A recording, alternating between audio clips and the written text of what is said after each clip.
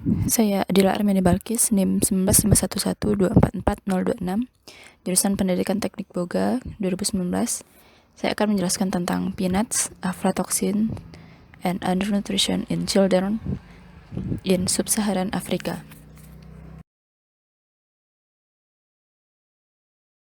Di sini akan terdiri atas 3 topik. Yang pertama abstrak, yang kedua pengenalan dan diskusi, selanjutnya kesimpulan. Ini saya akan menjelaskan mengenai abstrak pada jurnal ini, yaitu kacang merupakan sumber protein yang penting dan terjangkau di sebagian besar wilayah Sub-Sahara Afrika.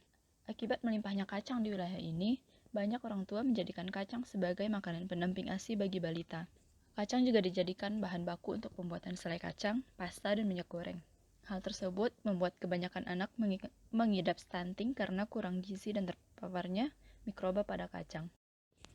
Undernutrition adalah mikrofaktorial, tetapi makanan penyapian terkontaminasi dengan agen mikrobiologi, yaitu bakteri dan jamur, dan racun alami telah ditunjukkan untuk memainkan bagian besar. Sementara kacang dapat memberikan nutrisi yang baik, kacang juga sangat rentan terhadap kontaminasi jamur mikotoksigenik.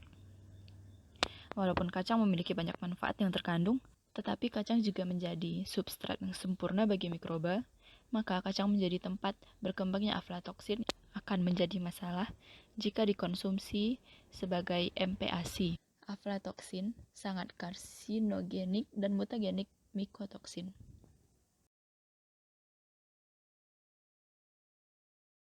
Selanjutnya yaitu pengenalan. Rata-rata kematian anak usia balita di wilayah SSA adalah akibat kekurangan gizi pada masa awal pertumbuhan atau yang lebih dikenal dengan stunting. Kurang gizi pada balita ini biasanya bertepatan dengan mulai dikenalkannya anak dengan MPASI yang biasanya kurang akan keberagaman gizi. Menurut PBB, hampir 25% atau sekitar 162 juta anak-anak di bawah usia 5 tahun telah terhambat pertumbuhannya di tahun 2014. SSA dan Asia Selatan menyumbang lebih dari 75% anak terhambat ini dan lebih dari 90% dari seluruh 5 kematian. Kemungkinan besar ada hubungan antara malnutrisi dengan kemiskinan, keamanan pangan, dan keselamatan. Keamanan pangan dan keselamatan akan mempengaruhi nutrisi dan kemungkinan kecil akan pengaruh mikroba pada bahan pangan.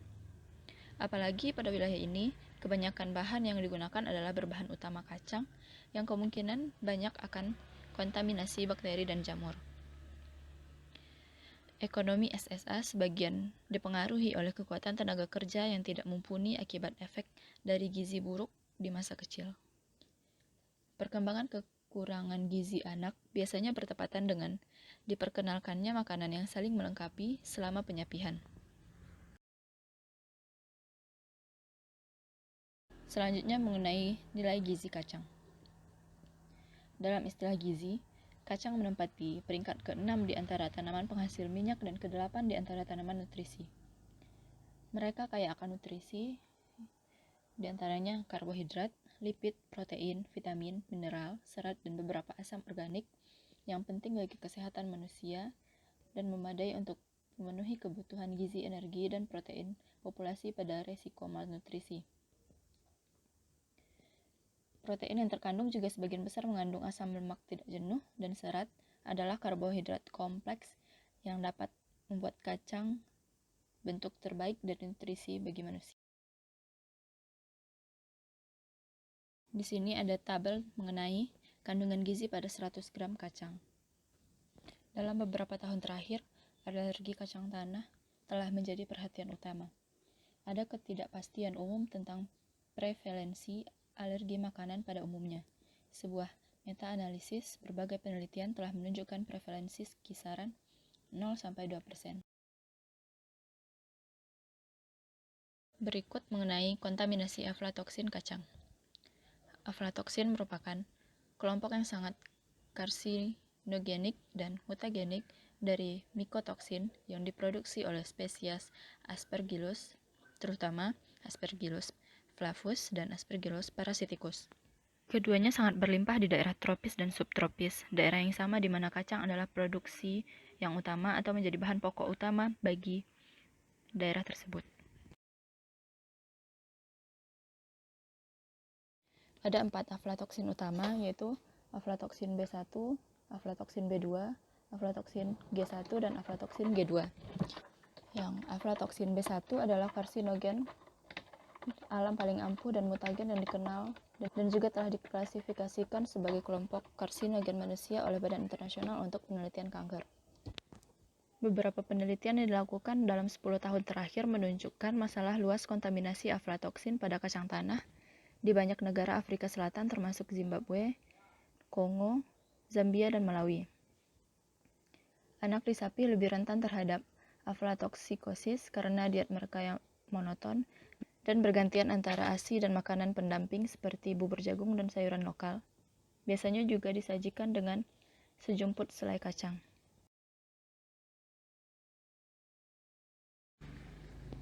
Sebagian besar anak di sub-Sahara Afrika terkena kadar aflatoksin yang tinggi sepanjang hidup mereka karena sebagian besar masyarakat bergantung pada pertanian subsisten dan memiliki sedikit apresiasi terhadap keberadaan mikotoksin atau dalam hal ini pilihan makanan alternatif. Sebagian besar petani subsisten keterbatasan keberagaman makanan dan sedikit atau tidak ada intervensi untuk mengontrol kontaminasi aflatoksin. Disimpulkan bahwa pertumbuhan stunting yang diamati pada anak yang terkena aflatoksin mungkin sebagian disebabkan oleh dampak dari status sosial ekonomi mereka, terutama kemiskinan. Kemudian ada aflatoksin dan imunitas. Tidak jelas bagaimana paparan hasil aflatoksin dalam malnutrisi atau stunting, pertumbuhan goyah, dan kwashiorkor. Tetapi beberapa mekanisme telah diusulkan. Dengan demikian didapat pusat efek gejala aflatoksin adalah efek imun otoksik dan imun osupresannya yang kita ketahui ada pada mamalia. Aflatoksin juga terlibat dalam modulasi penyakit menular. Laju perkembangan HIV ke AIDS lebih cepat di negara berpenghasilan rendah. Paparan aflatoksin dapat menyebabkan kerentanan terhadap penyakit dan juga kotoran hasil untuk intervensi.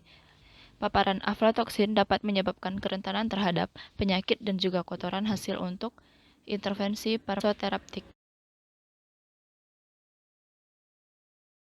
Organisasi Kesehatan Dunia atau WHO menargetkan 40% pengurangan jumlah anak di bawah 5 tahun yang terhambat pada 2025. Kontrol strategi aflatoksin harus mencakup prapanen dan praktek pasca panen. Strategi dari sudut pandang advokasi, Komisi Uni Afrika telah mendirikan kemitraan untuk aflatoksin kontrol di Afrika atau PACA yang bekerja sama dengan komite pengarah yang mewakili petani, konsumen, organisasi penelitian dan teknologi, kesehatan dan profesional perdagangan untuk sektor swasta untuk memerangi aflatoksin di tingkat benua dan mendorong kesehatan, perdagangan, dan keamanan pangan. Kesimpulan dari jurnal ini yaitu hasil malnutrisi anak di sejumlah masalah perkembangan dan akan mengurangi kemampuan seseorang untuk produktif dan berkontribusi pada pengembangan ekonomi pribadi dan nasional di kemudian hari. Usus dan hepatik metabolisme. Aflatoksin mencemari kacang dan ini menyebabkan malab yang dikonsumsi oleh banyak komunitas definisi di mikronutrien. Oleh karena itu penting bahwa pengendalian aflatoksin dan tindakan keselamatan makanan lainnya dianggap sebagai bagian dari solusi untuk menghilangkan kekurangan gizi pada masa kanak-kanaknya. Penelitian harus fokus pada inovasi baru seperti hasil malnutrisi anak di sejumlah masalah perkembangan dan akan mengurangi kemampuan budaya dalam bagaimana untuk produktif dan berkontribusi pada pengembangan ekonomi pribadi dan nasional di kemudian hari. Kedua inisiatif tersebut memerlukan ajakan dan advokasi untuk menciptakan kesadaran di kalangan petani Afrika dan membuat kebijakan pada kontribusi. Oleh karena itu penting bahwa pengendalian aflatoksin dan tindakan keselamatan makanan lainnya dianggap sebagai bagian dari solusi untuk menghilangkan kekurangan gizi pada masa kanak-kanaknya. Kesimpulan dari jurnal ini yaitu hasil malnutrisi anak di sejumlah masalah perkembangan dan akan mengurangi kemampuan seseorang untuk produktif dan berkontribusi pada pengembangan ekonomi pribadi dan nasional di kemudian hari.